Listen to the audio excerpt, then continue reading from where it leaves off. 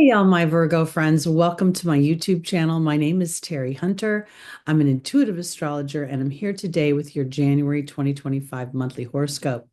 These horoscopes are based on whole sign Western astrology. So when I'm talking about Virgo, I'm referring to Virgo rising as dictating the landscape of the chart and being the first house. When I talk about a day and a time, I'm referring to the Pacific time zone. So please adjust for your location. And let me officially wish you a happy new year. This is going to be quite a significant energy shift for you because the nodes are going to move into your first and seventh house starting in the middle of January. But let's pull up the chart because it does start with a bit of tension between Mars and Pluto. And this has been going on since the fall of 2024. Pluto was still at the last degrees of Capricorn when Mars made its first opposition. Now, Cancer is your 11th house of hopes, of dreams, of the future, of the cosmic consciousness, and Leo is your 12th house. So what's happening is as Mars moved back in the fall up to about 6 degrees of Leo, it was still in a loose, but in an opposition to Pluto. Now Pluto is in Aquarius, and there's less emotion in the Aquarian energy. When we look at Capricorn, we're looking at duty, obligation, fear, and limitation.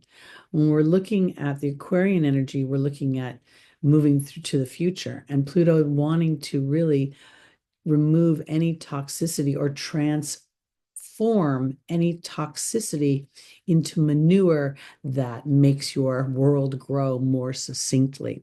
Now, Aquarius is your 6th house of work. It's also the natural house that you rule. So there's a whole bit of mental processes going on here. Aquarius rules the genius of those mental processes. And I think that as the South Node moves into your first house, this is an opportunity to be egoless to any processes that you have historically depended upon, but may not be actually the best avenue to move into your future, or maybe in some way holding you back. I think that as Mars moves back into the energy of Cancer, it's going to bring up emotions that have to do with family, home, hearth, the maternal experience, and any anger or resentment or any traumas or crises that haven't been fully integrated will kind of come up for review. Because once in February, Mars will move forward and will come into the opposition with Pluto once again. So it's a very intense energy. And in the background of all of that, we have Uranus, who has been stationing at 23 degrees since December 19th. But I'll get to that in a little bit. On the 3rd, we will have Venus move into her exaltation in your 7th house of Pisces. You're going to see a stellium brewing in your 7th house. Now, this is a house of partnerships, both professional and personal. They're contractual partnerships. It's also the house where peace, harmony, diplomacy, fairness, balance live. And I think what we're looking at here for you, because the North Node is moving into your 7th house, the South Node is moving into your 1st house, there is an opportunity for you to become egoless to certain things you have come to think of as practical and logical, and expectations you have of yourself of perfection, of always hitting 100%. And as the North Node moves into your 7th house, it's going to encourage and in some ways compel you to stretch for the divinity within that reminds Virgo that is through the ups and downs and the challenges that the soul has an opportunity to make choices that then represent the deeper truth of what the soul knows for each individual person. We will see also, I think that this is rather fascinating. We have like what I like to call a transit yod, where Venus is at 0 degrees of Pisces, Mars is at 0 degrees of your 12th house, Leo, and the South Node is at 0 degrees of your second house, Libra. And I think that this focal point of Venus is really tasking you to represent or to recognize or be willing to recognize that any Martian energy, anger, resentment, harshness, moving too quickly, not being aware of other people's emotional bodies could come into play. And in many ways, asking you to allow that energy to, I hate to use the word let go because I don't believe humans can really let go, but I do believe there's a sense of washing away, a cleansing of something. And I think that that is really anywhere where you're nitpicking yourself and you're not thinking that you're good enough, quick enough, fast enough, doing things big enough. I think that's so important.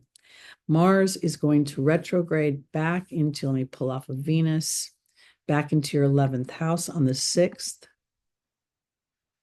Let me go. I'll go to the 7th. Oh, no, it was on the 6th. Sorry. 29 degrees of Cancer here. And I still think that this opposition is in play. It's in play because the planets are so incredibly powerful right now. And even though Mars is retrograde, Mars is hot. Mars has just moved back into its fall, where it doesn't feel respected, where it's being tasked even more to look at other people's emotions or to transform emotions through intuitive inner knowings. And that's stretching you into your 7th house, where you see how sometimes a challenge gives you a piece of information you did not have, and you don't need to walk through that challenge again, so you can bless the challenge versus feeling like it's pulling you under. We also see that Mercury in Sagittarius, which is your 4th house of home, is at the 27th degree of Sagittarius. Mercury is your ruling planet. And when you're a Virgo rising and Mercury, your ruling planet, it's very powerful because Mercury is also exalted in Virgo. So there's an even more natural ability to process, to see the holes in things and find solutions. This 27-degree Mercurial Sagittarian energy right now gives you an opportunity to connect with the divinity within you for divine inspirations that provide solutions. And I think that that could potentially be solutions to the quincunx to Mars, where you don't know why maybe you're potentially annoyed. It could be something that's kind of floating around. It's not really obvious. And yet at the same time, just choosing to balance that energy will help you through your connection to spirit, because the Virgo energy will go immediately to what can I do in order to fix a situation. The South Node is tasking you to be, what will I be?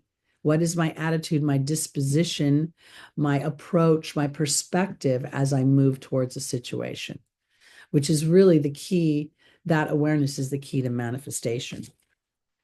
On the 8th, we will see Mercury move into Capricorn, and the thoughts become very sober and somber, and they become very much about building and about, it's almost like this is a challenge here, because we see there's a quincunx to Mars, so there's something underneath the surface that's eating at you that you can't quite grasp or put your finger on. There's the direct T-square from the nodes to your ruling planet. And then there's also the square to Neptune, which is essentially saying that will you be willingness to be egoless to that which you have been taught, so that your soul can broaden your experience, that the inner knowing that says it's not about being perfect, it's about the journey. It's about the making choices along the way. It's about a combination of practicality in the earth plane and then a connection to the divinity within. That 7th house of Pisces is going to have so much activity for you, Virgo rising, coming up, that it is going to literally pull you out of your practicality. I kind of think whether you like it or not.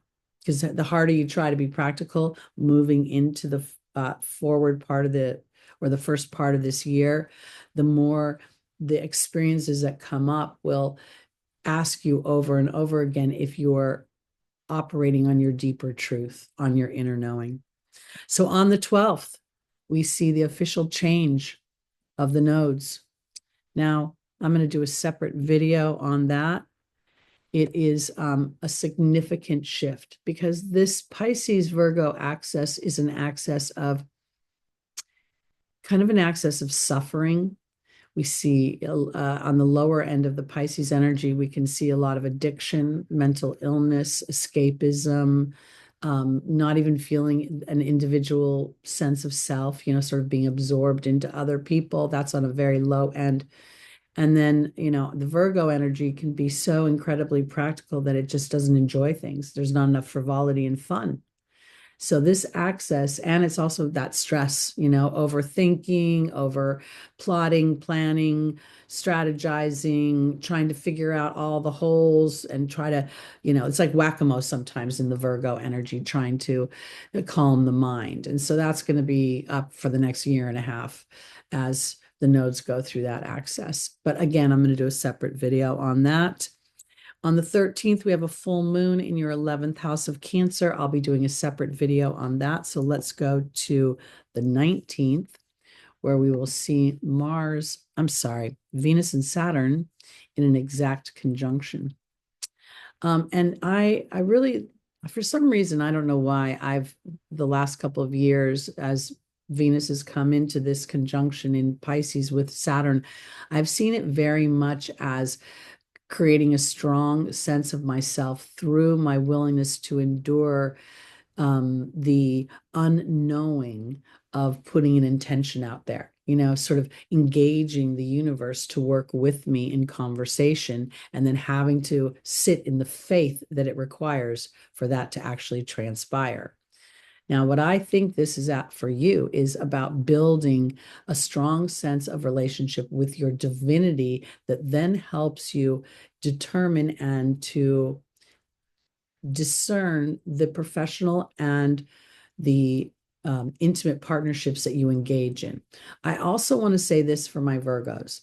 During this time, that Saturn-Venus conjunction in your 7th house could really bring up, am I being realistic about the feminine energies in my life? And feminine energies are not just women sometimes right now. So yeah, I'm really kind of looking at it in a broader way, because there's something about you being realistic, but through a spiritual lens. That's how I want to put it. So that's what the conversation is. I also think that the sextile to Mercury is super supportive, because the ruler of Capricorn is in this conversation.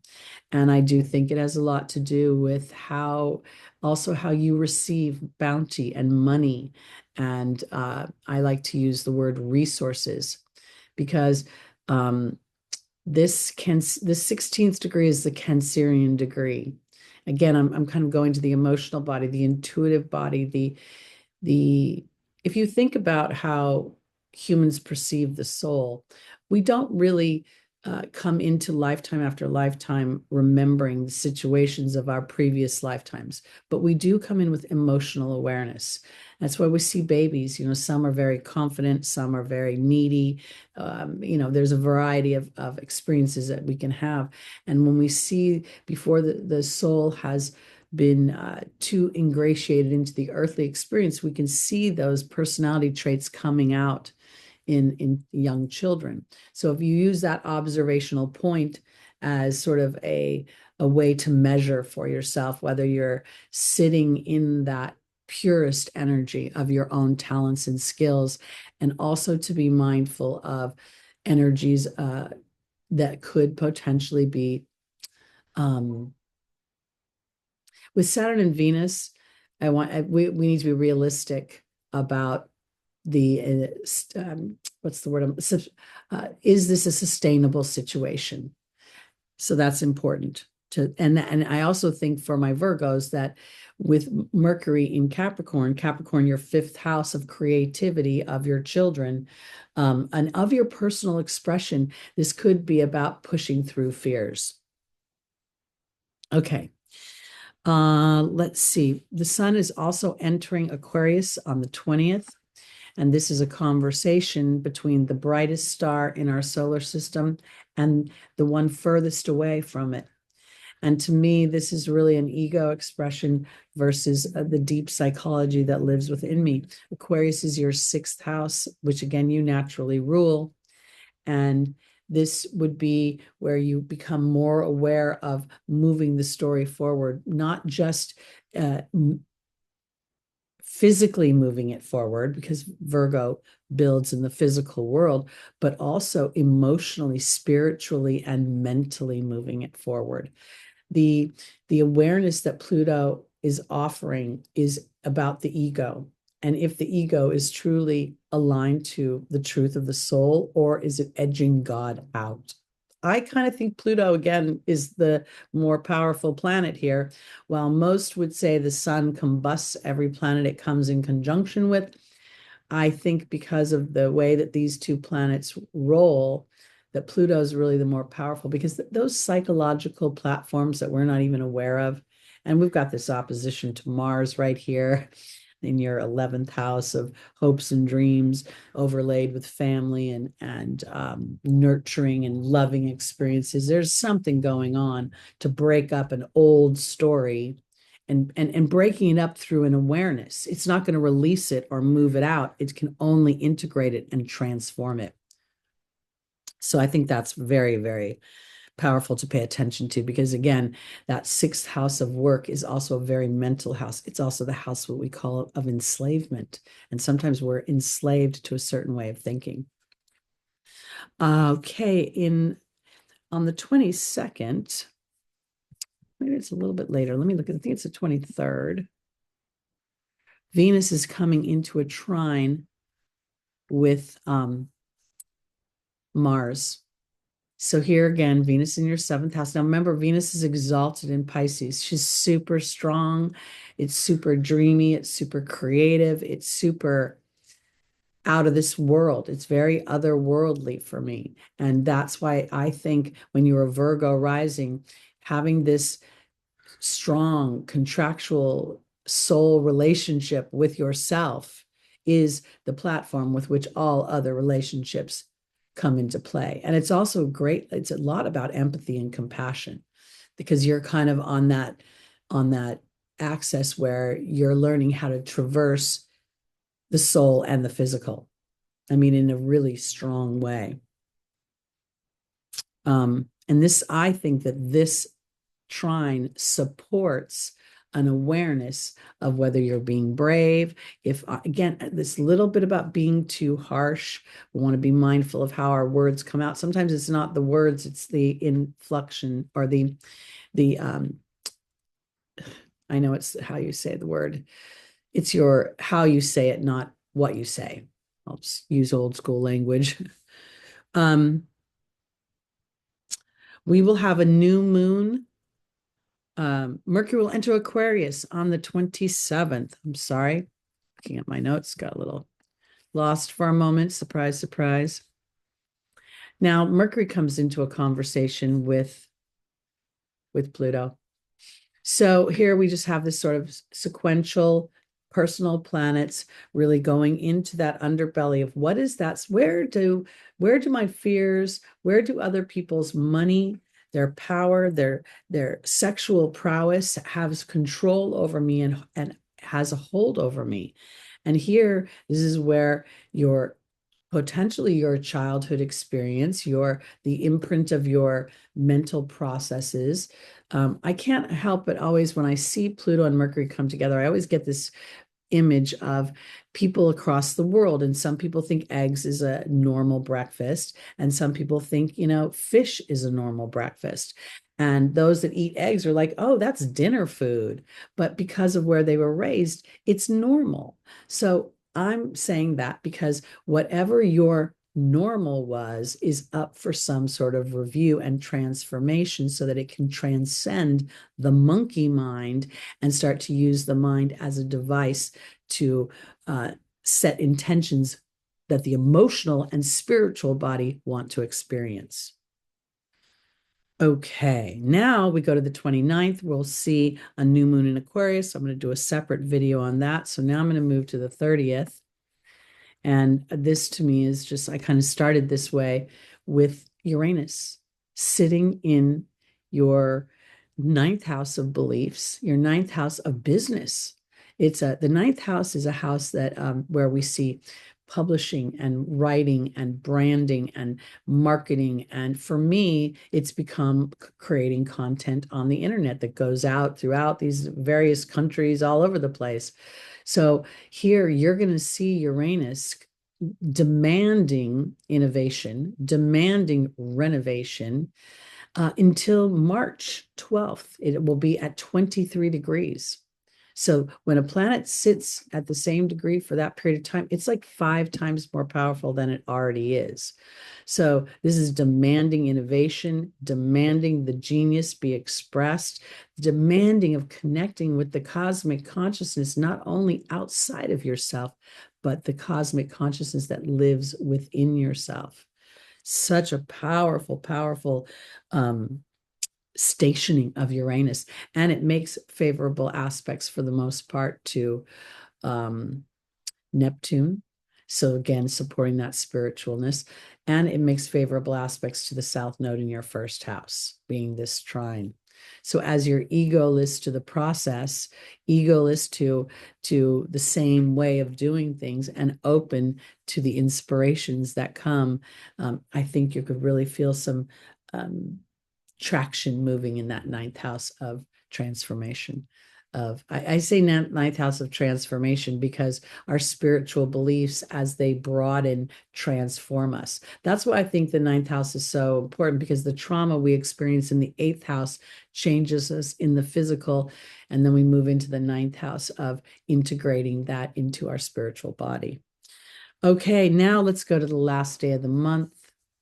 And we see that Venus is in an exact conjunction with Neptune in your 7th house, and obviously conjunct the North Node.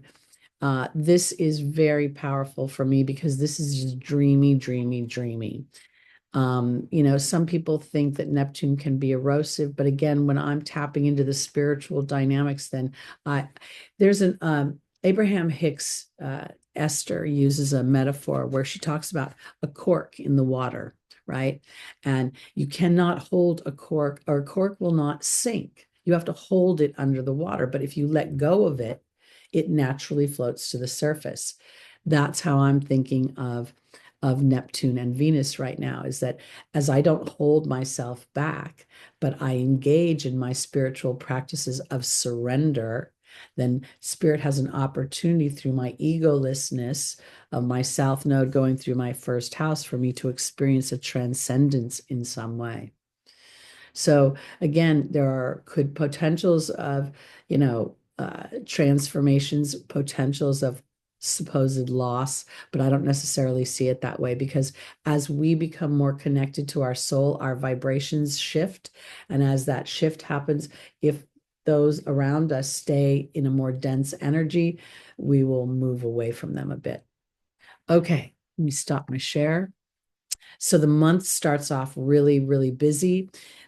We are going to get a growing stellium. Venus is going to move into Aries for a little bit, and then she's going to retrograde back into Pisces, your 7th house, and then Mercury is going to join. We have Saturn and Neptune there, and at some point we'll have the sun and the moon as well. So it's going to be a really tremendous time for you specifically to create connections and relationships based on your spiritual beliefs. All right, my Virgos, be on the lookout for the video I'm going to do on the Pisces Virgo nodal shift, because that's directly going to affect your sense of self. At the end of this video, I'm going to put your yearly, I went and did a yearly video month by month, pulling out the highlights for you, so you can go back to refer to that throughout the year. And there is a love and money tarot card reading that I did for January as well. So there's lots of content coming out for you, and even more than you can imagine. On January 5th, I will be back live at 11 a.m. Pacific time. That's where we look at the week ahead's transits and we do a tarot card reading for each sign to get the angel's advice for traversing those transits. Okay, I got all that out. Please like, please subscribe, please share, and be sure to hit the notification bell. And have a wonderful, wonderful 2025. I will see you soon.